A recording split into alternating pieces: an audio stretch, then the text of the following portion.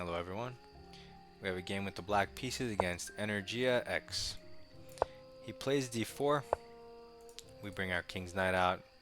Plays e3. Super passive. We're going to play in the center and put our pawn on d5, controlling the e4 square. He develops his knight towards the center. Makes sense. I would like to attack the center. Wow, he pre-moved. So I'm attacking the center with the pawn, and I'm developing the knight behind it, trying to take a little more space than him. He plays solid, like in the London, but without the bishop outside, so it's worse. And I'm just gonna play extremely simple. e6, open up this diagonal so that if he takes, I can recapture in one go. He moves the knight. This only threatens a piece trade, which we're okay with. For the time being, let's just castle and get our king to safety. He castles, does the same thing.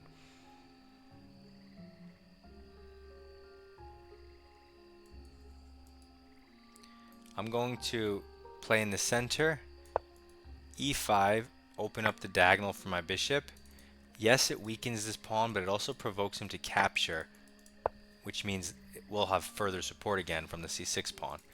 So he goes a3, indicating he wants to play b4. One of the moves we want to make anyway is a5 to just get rid of our weak pawn, gain space on the queen side, space for our rook, allow alternate possibilities. So let's play a5. It's a nice move. He doesn't play b4. He develops his knight, potentially to go here, or maybe to push somewhere in the center. Who knows? At this moment, we could try to hunt the light square bishop. That's an interesting move, as is a4.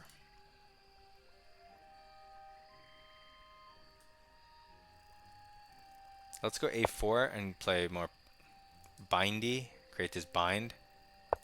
Okay, now if he does this, we have en passant, getting rid of the pawns, and now he has two isolated pawns. He hits the bishop with tempo, but that's totally fine. Where do we want to move it? This looks weird. This looks weird. East, here or here.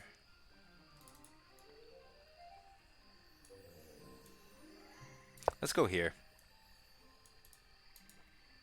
It just looks the most out of the way, out of trouble, out of tactics. Okay, so he fianchettos his bishop, staring at his own pawn. Now I want to develop my last minor piece, where I could go here, I could go here, could go here. I'm leaning towards countering his light square bishop, which is technically his good bishop since his pawns are on dark. So he defends it. I think we should take it before we lose the chance. Although where can he really move it? Either way, let's get it off the board for simplicity. And maybe we can play against his weaknesses in an endgame. So let's improve this knight or develop a queen. Which one? Developing the queen looks deadlier. So let's do this. Putting immediate pressure on pieces. That knight's hanging. Queen has to go back to where it came from. Back and forth, back and forth. And now we can bring in the game our last piece that's not doing anything with a threat. If you move the knight, you hang the bishop. So you protect the bishop and hang the knight. Excellent. Good decision. And now I will take your queen.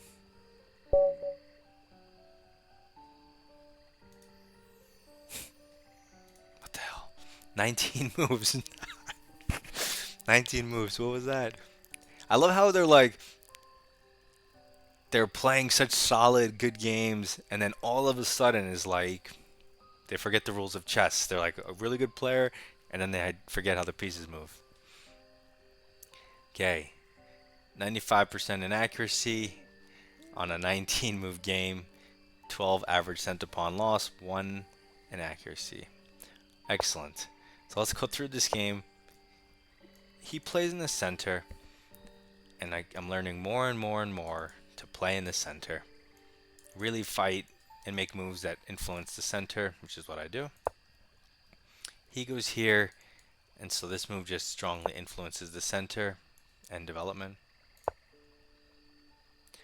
I want to make another move that strongly influences the center, trying to break his down and development. So I develop, try to put pressure on his center. He just keeps solidifying his center. And we solidify ours while developing new pieces.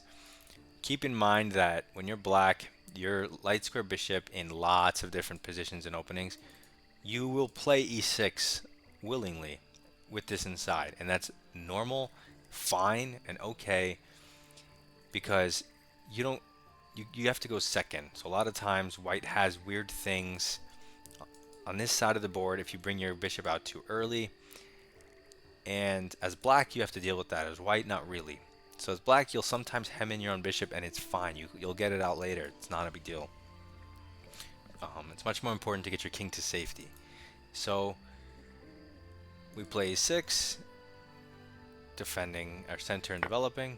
He takes, force move, developing, and now look, we have 3 minor pieces. He has 2, and we're black.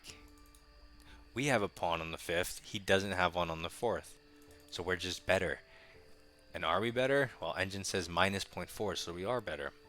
It's not a winning advantage, but minus 0.4, almost half a pawn because of this, because of our center.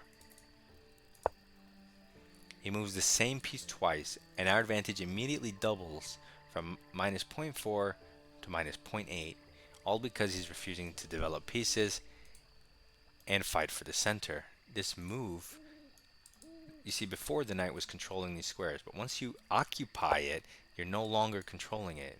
And occupying it doesn't influence that square. It influences new squares. That's not the center.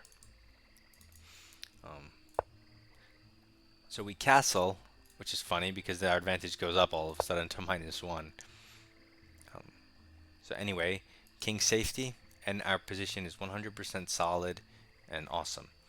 And in the future, we would like to get our light square bishop out, but no big deal, because look at his army, right? And look at his light square bishop. It's not even active. So he castles, minus 1. And now, if we turn on the engine, what do you know? E5, best move. Center. So let's turn the engine off. So I decide you have many moves here, but let's play in the center. We play e5. This develops our bishop as well. Kicks his knight out of the center. He trades, but this only helps us. We want him to take our knight because we don't want our d5 pawn to be loose where it is and kind of backwardsy. We don't want that. We absolutely want him to take this knight so that we can recapture with the pawn and solidify our center. There are times in similar positions when I've had some type of structure like this, and I do play e5, but the engine doesn't like it because my d pawn ends up becoming too weak.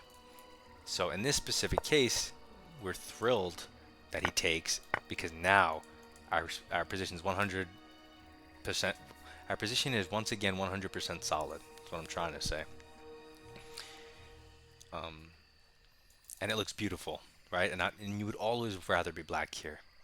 And if there's anyone who would truly rather be white here, write it in the comments and why. Like, what are you afraid of? Like, this can't be a good move, right? With your army at home. And we play, again, probably what's the best move, a5, just stopping before getting the positional bind. Don't just develop as if you're the only one playing the game. Always look at what your opponent's doing, because the fight of chess is the fight for squares in your opponent's territory. Now sometimes you got some crazy tactic and you only need one square, that's a checkmate. But otherwise, you want to gain control of as many squares as you can. So we go here and it immediately tries to take control over a square in his territory. And after he doesn't push, we go even further, because if he pushes now and we capture, he can take with a pawn, maintaining two pawns stuck together side by side, which is what he wants. But because he didn't do that, I push past, and now if he does it, which he does, we en passant, and he can never join the pawns again. And so that's why we push to a4. He takes, force move, we'll just retreat the bishop. I mean, you could have brought the queen out, but why give him the bishop? And now we develop.